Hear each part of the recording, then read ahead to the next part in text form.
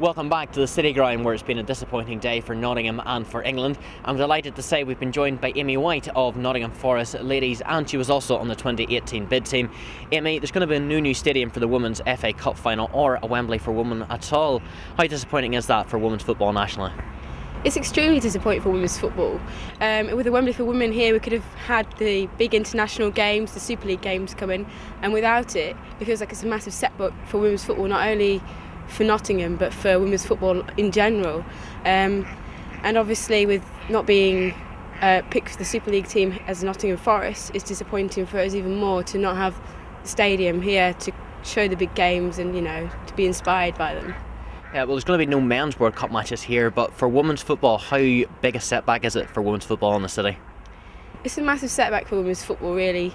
To not get the stadium here is extremely disappointing. If we were chosen as a nation to host the 2018 World Cup, it would have created a massive interest in women's football, and it would have been a hub for women's football, a centre for women's football Nottingham here. And without it, it's a massive setback.